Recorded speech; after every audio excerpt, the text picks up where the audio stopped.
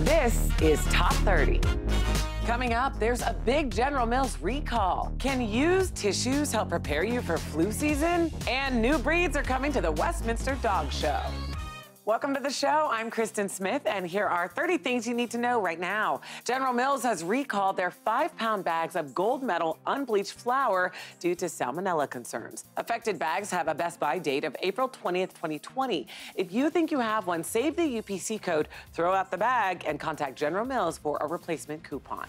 And as we enter month 2 of the government shutdown, union leaders representing air traffic controllers, flight attendants, and pilots warn that air safety is, quote, deteriorating by the day. A staffing crisis has some air traffic controllers working 6 10-hour days. The union leaders said in a statement, "In our risk-averse industry, we cannot even calculate the level of risk currently at play, nor predict the point at which the entire system will break. It is unprecedented." And finally, the Westminster Kennel Club Dog Show is happening next month, and they've added 2 new breeds this year, but good luck pronouncing them. Okay, the first one isn't so bad, the Grand Basset Griffin Vendine. But the second one, here goes nothing, the Nederlands Quackerhunja. Hard to pronounce, but easy on the eyes. They're so cute. All right, let's move on to the New York Stock Exchange for our Fox Business Minute with Jerry Willis. So, Jerry, another streaming company is changing its prices. That's right, Kristin. Hulu lowering its subscription prices. Just as Netflix raises theirs, Hulu will now charge $5.99 per month for its basic entry-level on-demand service. That's down from $7.99, but it's also hiking prices for other subscription models. Hulu Live TV will now cost $5 more per month at $44.99. The new plans will go into effect February 26. And one company is selling used tissues. Yes, you heard that right. Used tissues to help people prepare for flu season. The tissues are treated with organic ingredients that, according to the company, are better protectants against the flu than shots or pills. They're going for $80 a box, but in case you were thinking of getting some, they're already sold out. And the most expensive home in America, known as Billionaire's Bunker, has just sold for a price tag of $238 million. It's a New York City penthouse that spans 24,000 square feet in a building on the south side of Central Park. Wow, that's almost 10 grand per square foot. So who made this purchase? Billionaire hedge fund founder Ken Griffin bought the penthouse so he could have a place to stay when he visits New York. Griffin has already set the record for the most expensive condos ever bought in Chicago and Miami. Well, must be nice. Thanks, Jerry. Time now for the New York Minute with Rosanna Scotto from Fox 5 New York. Rosanna, my friend, did a meal at a trendy New York restaurant lead to a case of mistaken identity? Well, yes, if we are to believe an essay published online last week called "The Night I Was Mistaken for a Call Girl." Ooh. So the writer of this essay, her name is Clementine Crawford, she claims she was at her favorite seat at the bar when she says an embarrassed waiter came over to her and said she had to move to a table, which she did. She alleges that she returned days later and was told the restaurant was now forbidding eating at the bar. But then she saw a man eating there. And after some further sleuthing, she learned the policy was to reportedly crack down on escorts preying on high-end diners. She says the experience struck her as discrimination and proves that women are still fighting for a seat at the table or bar. The restaurant has not provided any comment, but has received a string of negative reviews on Yelp, which Yelp is now actively monitoring. I will tell you, I know that there is a problem on the Upper East Side with call girls, and maybe this restaurant is just trying to make sure nobody is perceived in a different light. Okay, Rosanna, just to keep it moving, we're still 650 days from the 2020 election, but I understand New Yorkers are already making their picks. All right, we already know that Democrats like Elizabeth Warren and Kamala Harris have already joined the race. Now there's a new Quinnipiac poll, and it's asked New Yorkers which of the 5 New York politicians would make the best POTUS. So former Mayor Michael Bloomberg led with 28%. He was followed by our current governor, Cuomo, Senator Kirsten Gillibrand, who's running in 2020. New Congresswoman Alexandria Ocasio-Cortez placed 4th, even though she's not even old enough to run for president until 2024. In last place, with 5% of the votes, Mayor Bill de Blasio, who hasn't yet ruled out a run for the White House.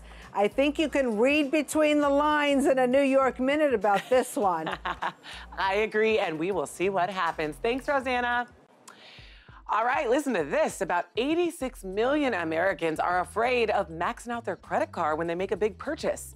That's what 1 in 3 adults told the finance site Wallet Hub in a new survey. Young people and those with lower income had a higher chance of maxing out their cards. About 30% of people said a large purchase was anything over $100. Over a third of people had already maxed out a card. 12% had done so more than once.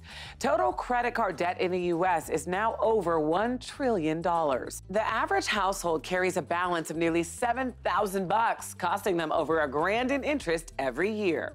The average interest rate is now over 17%. Consumer experts say the survey suggests many people racked up debt during the holiday season. The most common reason for using plastic was to earn rewards, but experts say that's only a good idea if you can pay off the full balance every month. Well, it's the middle of cold and flu season, and a new report says many techniques parents use to protect their kids don't work. That's according to a new survey by the University of Michigan. About 70% of parents try to keep kids healthy with methods that study authors called folklore. Those include telling kids that going outside with wet hair would get them sick. Some told their child staying inside would keep them healthy. Others told kids to spend more time outside. The researchers say those ideas aren't backed up by science. Over 50% of parents give kids over-the-counter vitamins or supplements like vitamin C, zinc, and echinacea. The directors of the study say many of those products claim to boost your immune system. There's no evidence they prevent colds. The good news was that about 99% of parents also taught their kids better personal hygiene to stay healthy. That included more hand washing, keeping their hands away from their mouth and nose, and not sharing food or drinks. The study said that those methods are the most effective for preventing colds. Our friend Headcrack over at Dish Nation has the hottest celebrity news. So Headcrack, I hear a beloved television show is coming back with a pretty special person as the star. That's right, Kristin. It looks like it's all in the family for the late actor James Gandolfini's son. Michael's going to take over his father's most famous role. It's been reported that the 19-year-old son has been cast as a young Tony Soprano in The Many Saints of Newark, a prequel to the critically acclaimed television series The Sopranos. Michael said, "It's a profound honor to continue my dad's legacy while stepping into the shoes of a young Tony Soprano. We're sure he's going to make his father really proud." Well, it looks like Anne Hathaway is giving up the booze for 18 years. She said, "I'm going to stop drinking while my son is living in my house." Hathaway admitted she doesn't totally love the way she drinks, explaining that her son is getting to an age where he really does need her all the time. She said, "I did one school run one day where I dropped him off at school. I wasn't driving, but I was hungover. That was enough for me. I didn't love that. You know what? Good for you, Anne. More drinks for me." And finally, singer BB Rexha recently revealed that she was having trouble finding a red carpet dress for the 2019 Grammys because of her size. But now, the pop star has been getting a ton of support and design offers. Ever since her Instagram video went viral, fans, celebrities, and designers have commented on her post with support. Fashion designer Michael Costello even offered to dress her for free. Well, looks like size doesn't matter after all. Well, anyway, that's today's dish. Until next time. You are so right. She's gorgeous, and I can't wait to see what she ends up wearing. Thanks, Headcrack. For the latest celebrity news, make sure you watch Dish Nation weekdays. Check your local listings.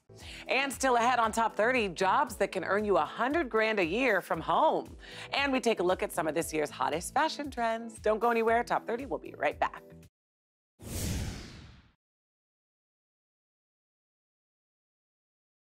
Welcome back. With the hustle and bustle of everyday life, I think we can all use more reasons to smile. And here on Top 30, we want to highlight the special moments that often go unnoticed. So here with today's magic moment is Troy Dunn. Troy, it's always good to see you. Thanks, Kristin. And you always bring the best stories. Oh, well, you know, I'm just reporting them. I'm not living them. But there are some amazing people out there, and I'd love to tell you about an 88-year-old woman named Genevieve. Okay. She lives in an assisted living facility in Tampa, Florida, and she has no family. She never married.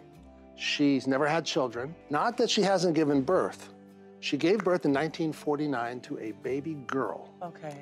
When she asked the doctor if she could hold the baby, the doctor informed her the baby had died. Genevieve has carried that loss her entire life. Of course. But the baby didn't die. We don't know what was going on in the hospital in 1949, what was happening with those people. We know that that baby actually did live, was adopted by a couple in California and raised for her entire life. Wow. And that little girl's name is Connie.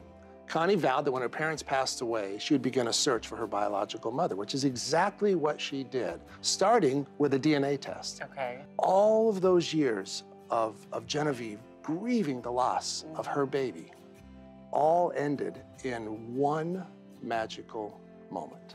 It's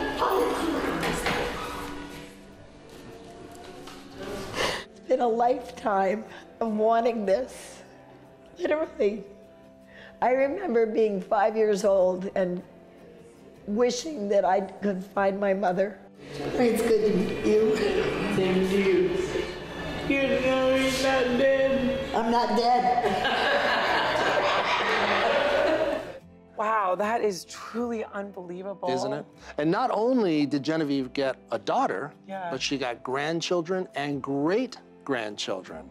So while Genevieve has spent, the majority of her life alone with no family, I am absolutely confident she will spend the rest of her life surrounded by family. Oh yeah, Troy, thank you so much. Now on to a new high-tech creation that could help us one day grow vegetables in space.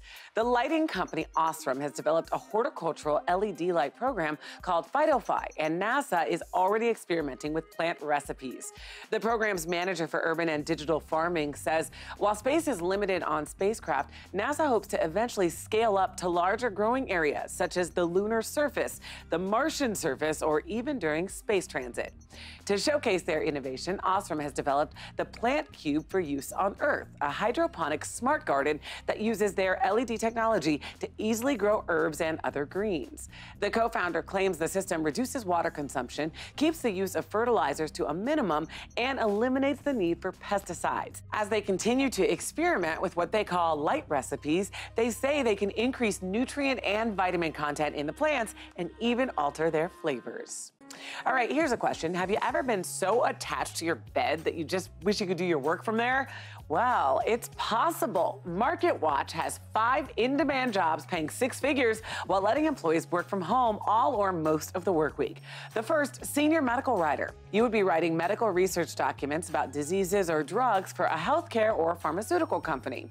Another option, working as a back-end web developer. It would be your job to keep the company's website up and running at all times and deal with the computer codes that no one else would ever see. Similarly, you could try your hand at becoming a UX designer by making sure a company's site or app looks good and functional to those using it. But if you only know all there is to know about your specific field, look into working as a consultant. Your skills are something you can definitely sell to companies wishing they knew what you knew. And finally, sales director. Picture yourself making sales plans and leading some salespeople to help your company reach its goals. See, more options than we thought to make 6 figures all from home. Stay right there. Top 30, we'll be right back.